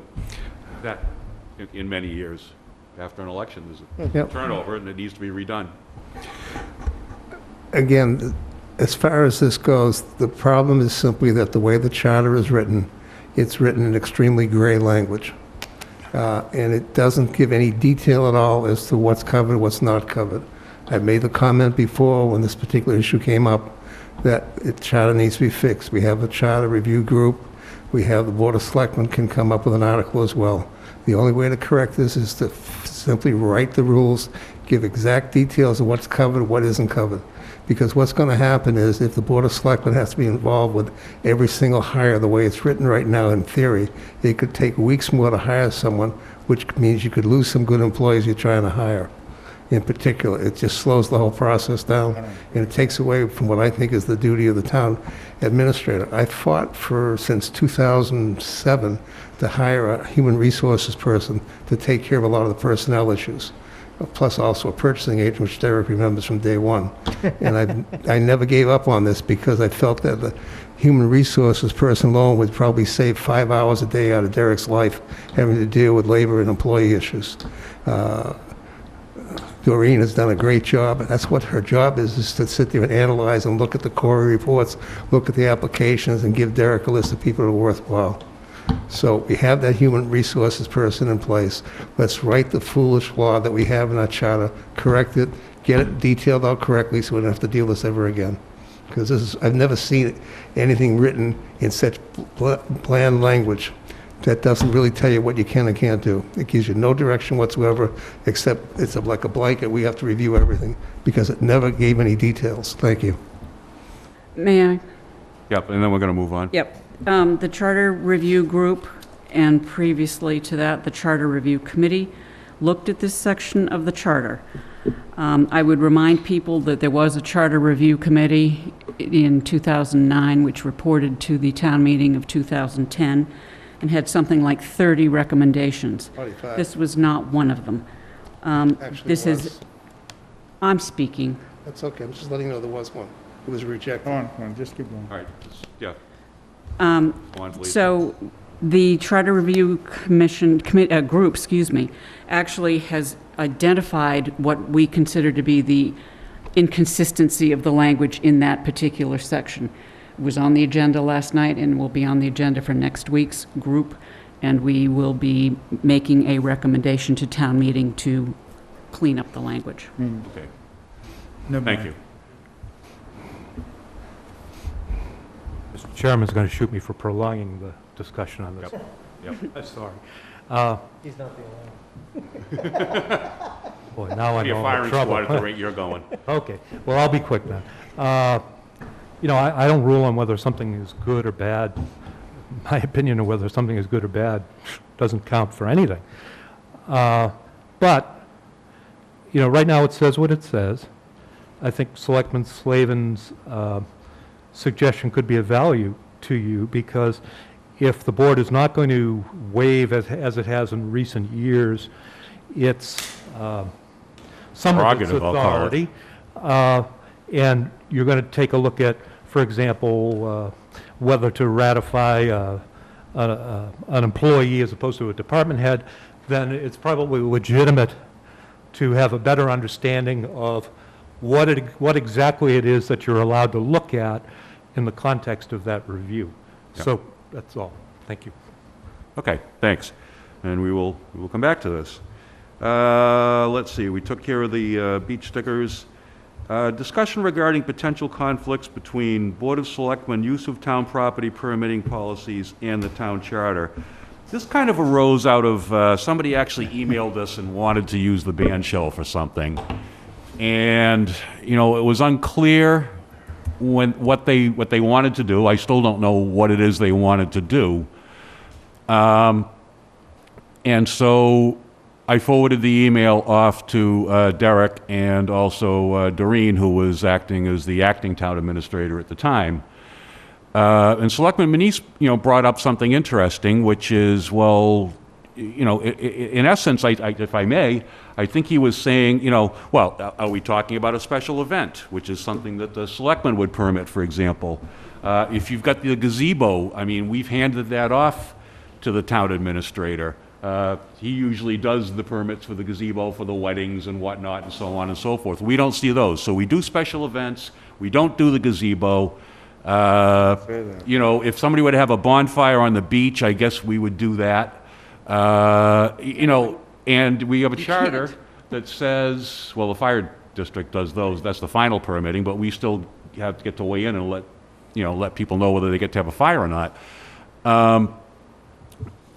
The charter says that the town administrator is in charge of all town facilities, and this has been kind of an interesting word over the years. At times, we've made the argument that the town forest is a facility for growing trees. At other times, when, in other words, I'll be honest, it becomes a political question. Who do we want grabbing onto these things? What does it all mean? So, you know, he raised an interesting issue, so I kind of threw it on here just so that we could start thinking about this. I don't know if this is something else for the Charter Review Group to take a look at, but I think internally it's something we should take a look at. You know, under the charter, where do we start? Where does the town administrator start? What are the lines? And, you know, should they be clarified? Is what's happening now going well enough that we leave it alone? But I think it needs to be in our consciousness a little bit. I think the question is what takes precedent, the charter or a selectman's policy? I don't believe a selectman's policy is legal law. I think the charter would precede it no matter what. I could be wrong, Mr. Bowen can weigh in on it, but that's kind of the way it is. I'm sure glad I came tonight. Well, we pay you. Yeah, that's all right. I'm sure glad I came tonight. I just, you know, out of coincidence, happened to bring the charter with me tonight. Good deal. The charter says at 7.2K, he, as in he, shall have full jurisdiction over the rental and use of all town facilities except schools. And then there's some other language that's not pertinent. In section 7, so the operative word is facilities. Section 7-6 of the charter, which is the definitional section, does not include a definition of the word facilities. So I think if you go to Webster's or Black's Legal Dictionary or one of those resources, you'll get a definition of facilities which connotes that a facility is something that has some nature of improvement on it. You know, what that improvement might be, whether it's a forest with planted trees, Grass. you know, that you planted, well, you can argue that. But, you know, clearly something with a building on it is a facility. So, now, Alan's question was, you have a policy that suggests that perhaps the Board of Selectmen has control over that. You have the charter, which says that he, as it says, has control over that. Which prevails? The charter. As I said earlier in the evening, Board of Selectmen policies, with no disrespect intended, are like New Year's resolutions. You follow them or not. They, you know, they're guidance, but they don't bind you if you don't choose to be bound by them. Yeah, and if I may, in this particular case, it references towards a commercial use in one section, a for-profit, so it's not for everyday use. It's if someone from, you know, wants to pay to utilize it and capture that area in specific. And actually, 3 of the 4 selectmen on this board tonight enacted that. So I get a little confused on it when, you know, you say it's this one, and this is saying it's another thing. And then I'm looking at the fees, and they came from 1908, I think, when the decree was done. Probably didn't even have fees then. But, you know, and it'd be good to have some clarification and also a routing of when someone inquires where it goes directly. So I kind of brought it up for that reason, and So we've got kind of a hodgepodge going now, I guess you could say. And perhaps, Attorney Bowen, you could sort of reduce it to a bullet point sort of memo for us? I can, with your permission, Mr. Chairman, I think I can reduce it right now. I'd just simply discard the policy because it is in violation of the charter. I don't recollect what the board was getting at when it adopted it. You know, I'm sure at the time the board adopted it, I probably looked at it and thought, well, that's not enforceable, but if everybody, much like the waiver thing that Derek doesn't want me to talk about, you know, if everybody's happy doing it, that's fine, but when push comes to shove, if people aren't happy doing it, then you can't do it. Okay, so you're saying we should probably strike the commercial. Strike that one. Strike the policy. Yeah, strike the policy, the charter doesn't That's what I mean, strike the differentiate. whole policy. Take the whole policy away, because the Yeah. charter very clearly states who's in charge of I would like, property. can we do this like in 2 weeks? I don't want to handle it tonight. I want to take a good, clean look at the charter Yeah, absolutely. and also the, No, I didn't think we'd arrive at any Yeah. particular conclusions tonight, but, And- In the meanwhile, can I respond to the person, just tell them no, because we aren't allowing, we haven't been allowing people to well, use the van see, shell? that's a concern, you know, that was a concern too, you know, what's the purpose, how many people? Is it, you know, it's COVID-19 time, so it's like even more heightened, but that's for like general, you know, public things, you know, things that are put on for the public, and it was just very vague. Right. The request, you know, I want to use it. Oh. for So what? do we have a form people fill out? You know, it says use of the band shell, purpose, you know, and what's the fee for the band shell? I think it's $25. Yeah, so I'm looking at fees and stuff. It's one thing if it's a nonprofit, it's another thing if it's, so. The gazebo's 15. 15, Yep. Yeah, like 14, 15. $15. I know, Yeah. it's so, those are things we're gonna be looking at. Well, it and gets that's on even the more list for interesting later. too, because, you know, when we talk about use and who gets to approve the use of facilities, I think we've clarified that it's him. When it comes to setting fees, that's us. That's correct. So, That's on later, but But rent is me. yeah, so, I mean, yeah. Good point. This is starting to turn into like a Venn diagram here, but, you know, we got to figure it out.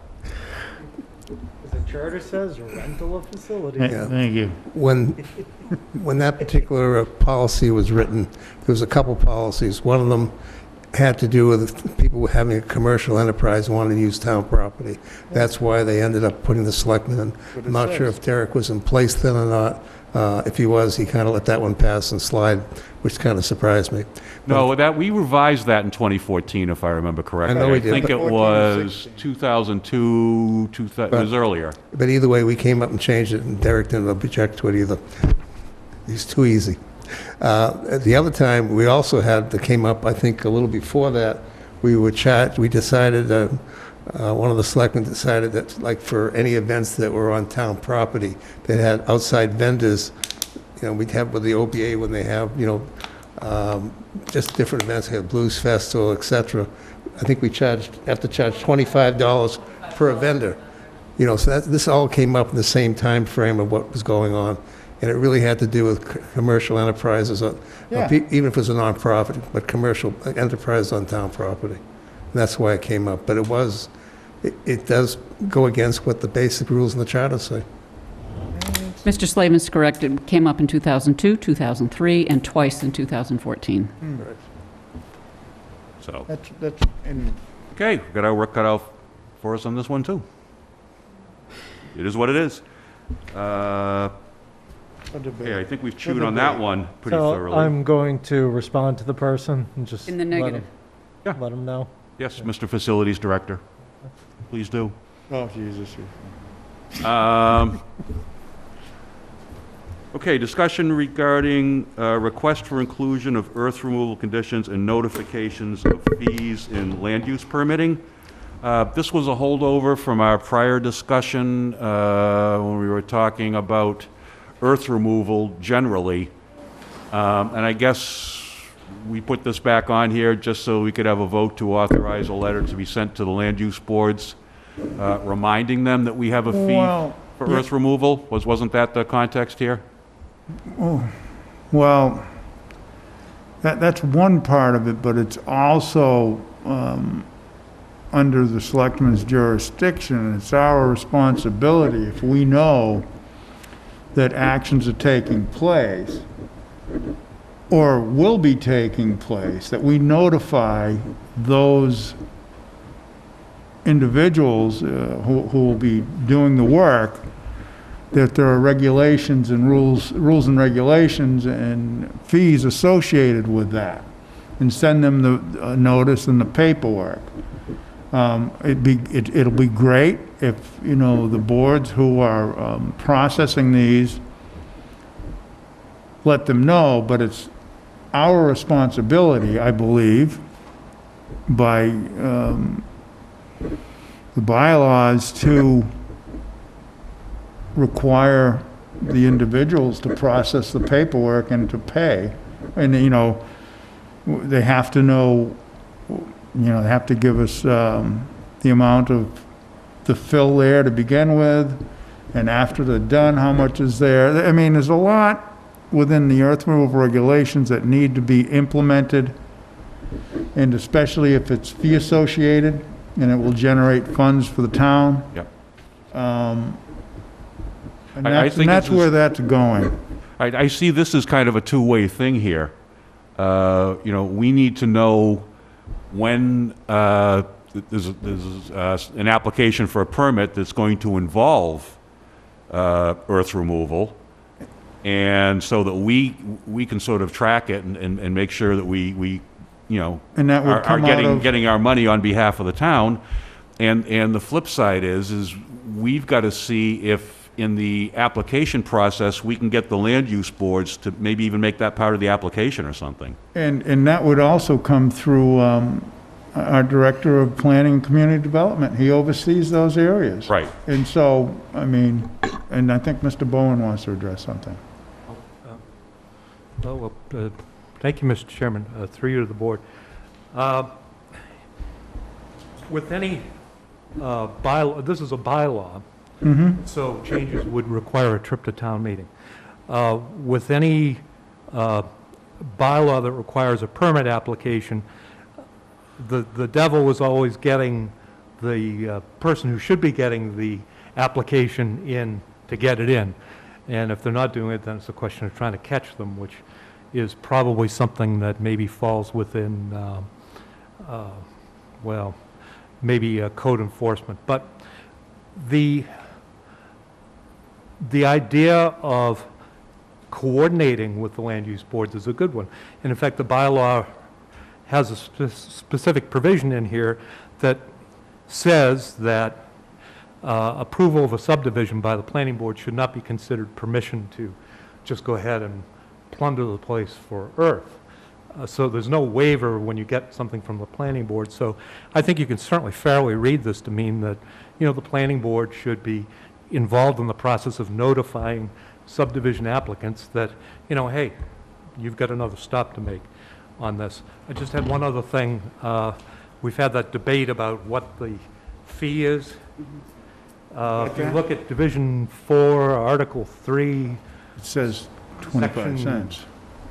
well, let's see, Section E, subsection 5, the permit is subject to a fee of 25 cents per cubic yard. And I agree with that, and others were saying 50 cents. And I know there was at one time a motion before I was on the board to change it, and I don't think it went through. So that's why we need to make sure, and I agree with, it says, that's what it says here in the bylaw, and it hasn't been changed. You'd have to change that at town meeting? Yes. Let me ask you this. If under state law, the selectmen set fees, how does a local bylaw supersede that? Should say that. $100. With your permission, Mr. Chairman, the question of earth removal is left to the localities to deal with. Okay. And is not one of the categories of statutory fees. Not every community has an earth removal bylaw. But for those who do, they are allowed to set a fee and a measure to which that fee will attach. So to increase this fee or to change it, it would take an article at town meeting and an approval. You listening over there? Yes. Okay. More work. Well, if you want to change it. The bylaw, it's not. No, the fee. When the earth removal came up, we were questioning back then about how much was really being taken out because of, we have certain people that were taking soil that were basically in the cranberry business, and you're allowed to, of course, move soils from one facility to another, even if it's out of the town of Wareham, into Carver, et cetera, with the 61A laws and everything else that goes with it at that time. And I believe I did make a motion, and I believe the board did pass increasing it to 50 cents. The only reason I know is John Church reminds me all the time that he hates me because I raised it from 25 to 50 cents and has never forgiven me for that. So I don't know what happened at all, but we actually did it. Whether it went to town meeting or not, I don't know. But I know we actually did do that way back. It's been quite a long time ago. Okay. It says 25, so legally we can charge 25, right? Yeah, it's always been 25 originally. And if you want to change it, then we have to do it through town meeting vote to change the bylaw in that amount, correct? Yes. Thank you. Or we could actually change, We can't the do bylaw. it. We can recommend it, we cannot Right, change it. but a new bylaw, for example, could say that the selectmen set the fee. It doesn't There have you to set go. a fee on its Yeah, own. there you go. So And that gives future boards the freedom. Yeah. it looks like on May 20th, 2015, the selectmen reduced the earth removal fee from 50 cents back to 25, so. No, I did the 50. I never. History repeats That's probably itself. why. Yeah. We probably got a lecture from the guy in the light suit over here telling us we couldn't do it, so. I don't think so. And there's a lot of earth removal going on, large and small. So if we can capture some revenues through these earth removals out of lands that are not under agricultural protection. If they are, then they are, but if they're not, then I believe they're subject to this bylaw. I agree. Mr. Titlebaum, Yes. I have a suggestion that I think this discussion has really brought to light. We have a list of Board of Selectmen fees for stuff. Yep. And it looks like this. It was last reviewed in February of 2016, and I remember having comparisons with other cities or with other towns, particularly in other regional municipalities. And I honestly think that it's time to look at the entire fee structure from the Board of Selectmen. So I would ask that Yeah, we'll put it on the next meeting.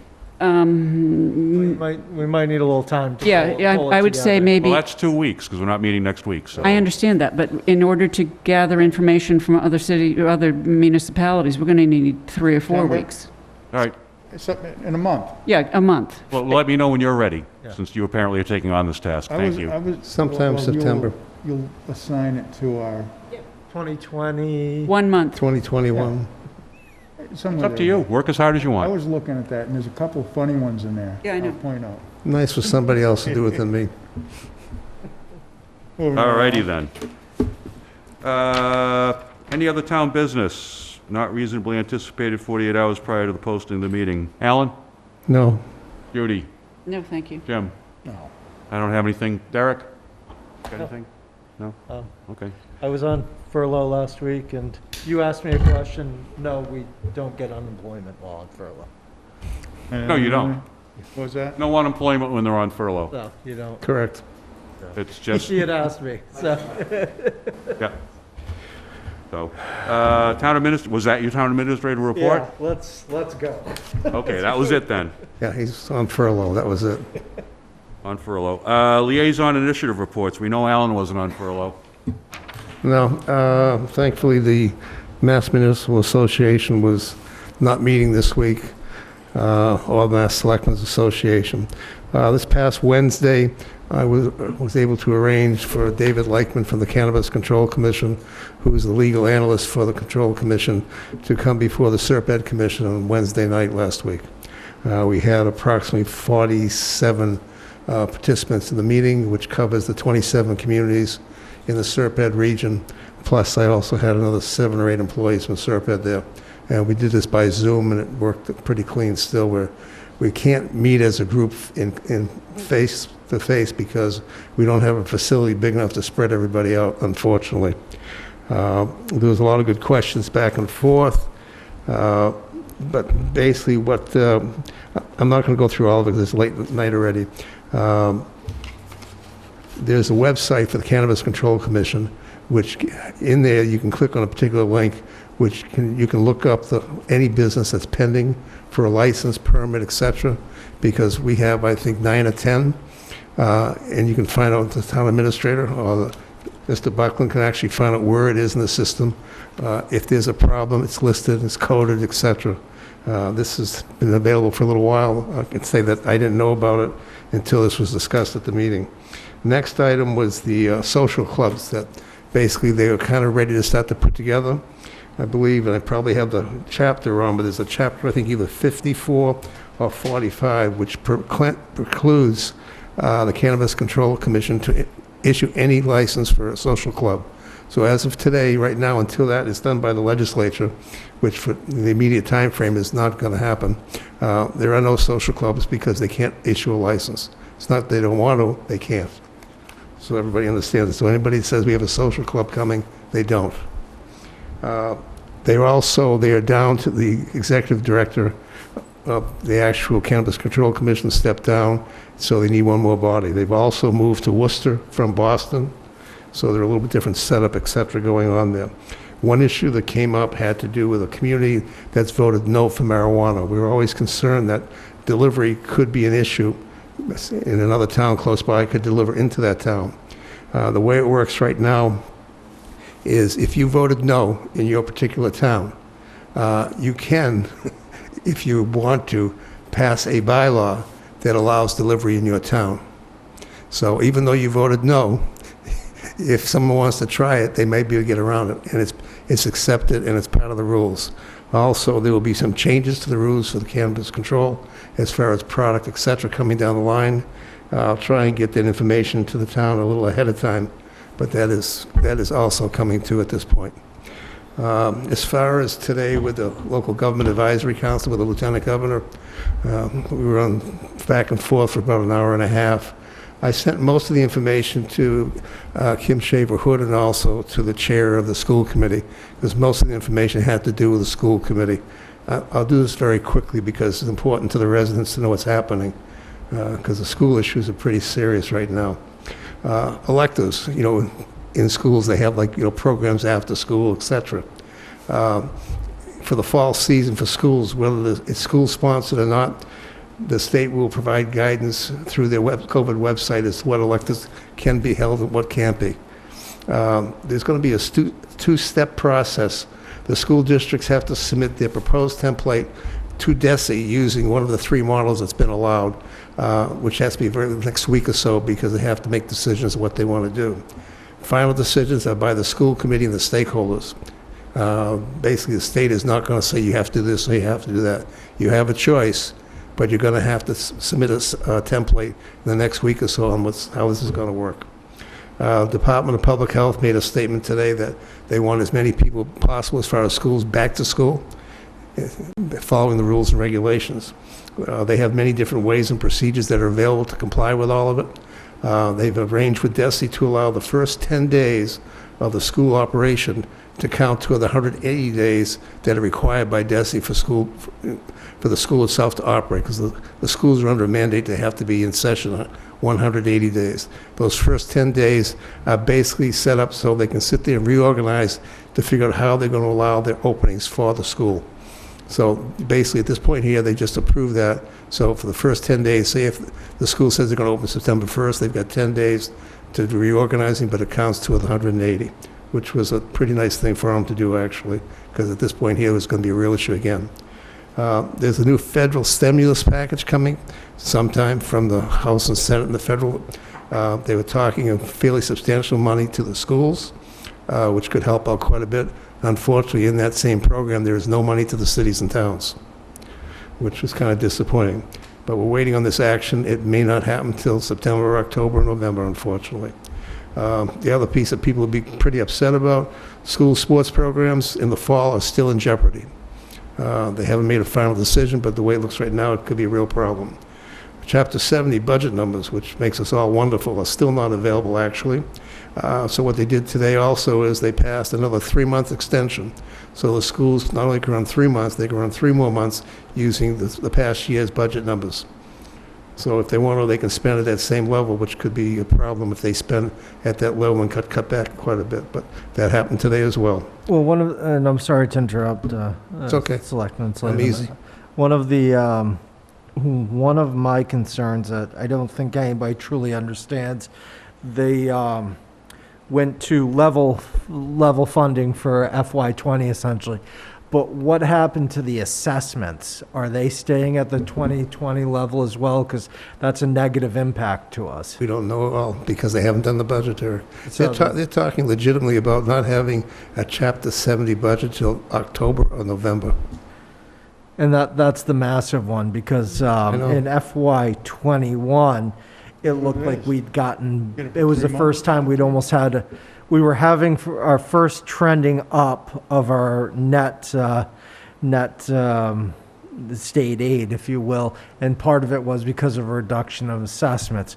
If they are not reducing those assessments and keeping Chapter 70 on there, it is right in line.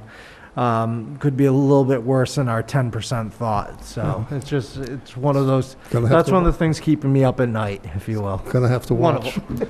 You know, I do the best I can lobbying through the board of directors for the MMA, et cetera. We're looking at this closely, but again, when they tell us they can't even get a budget till October, November, it's pretty scary.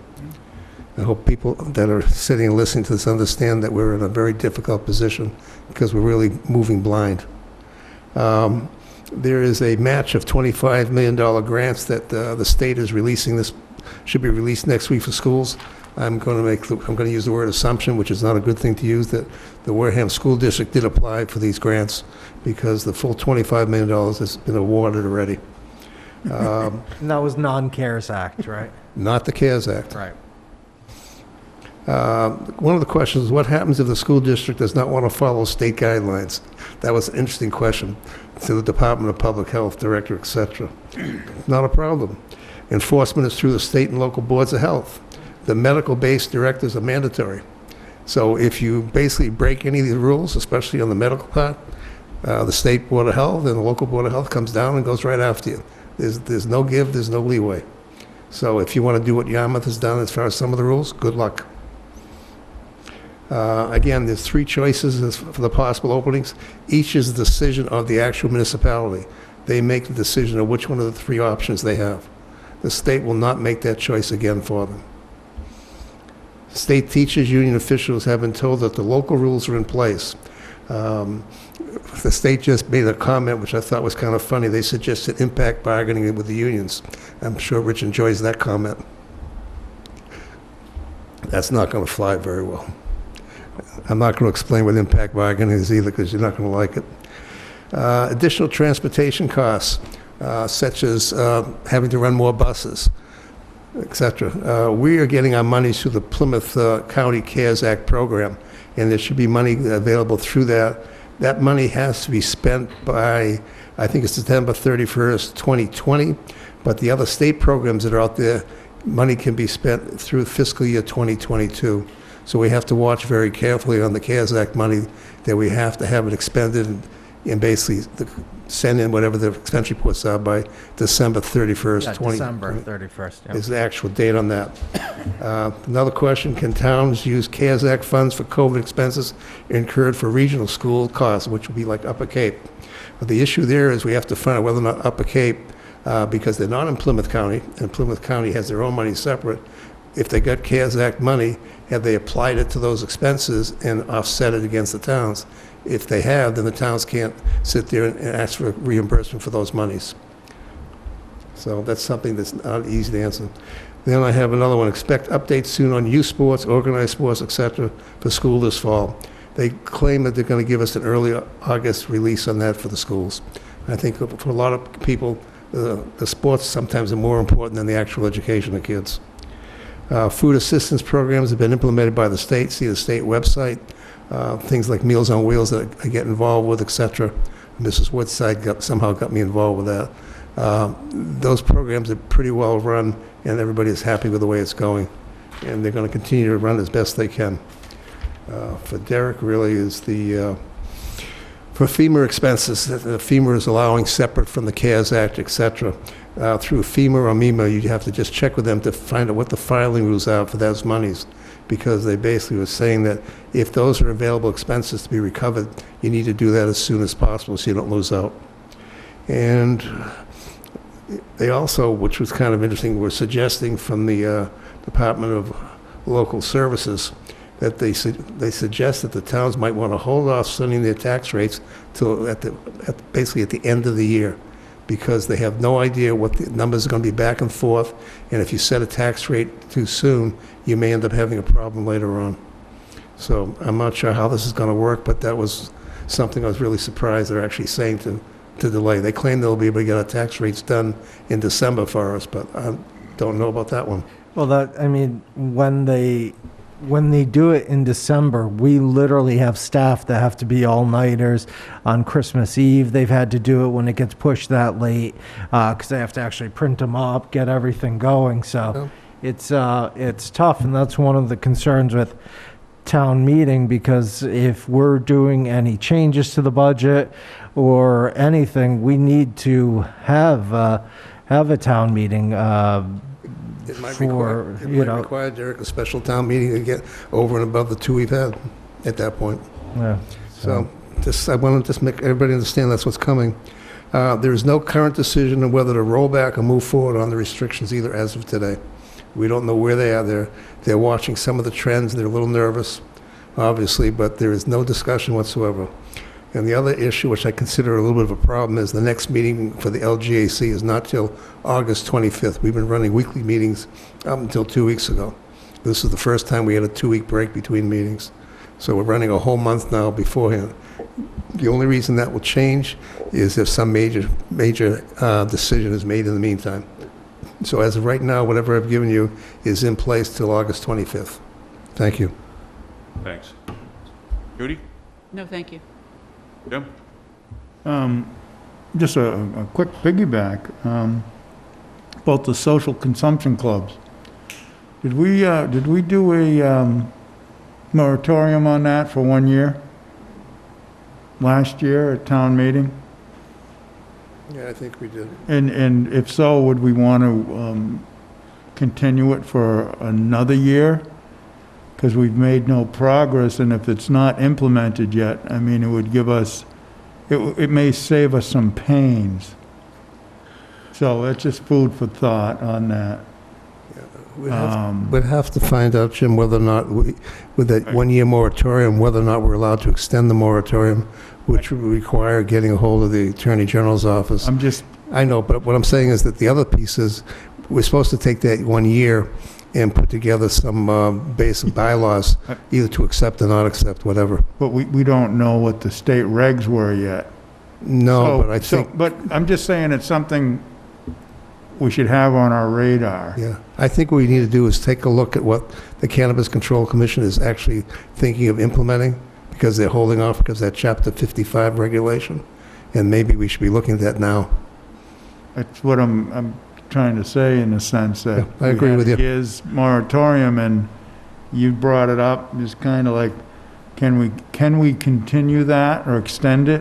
Can we stack them?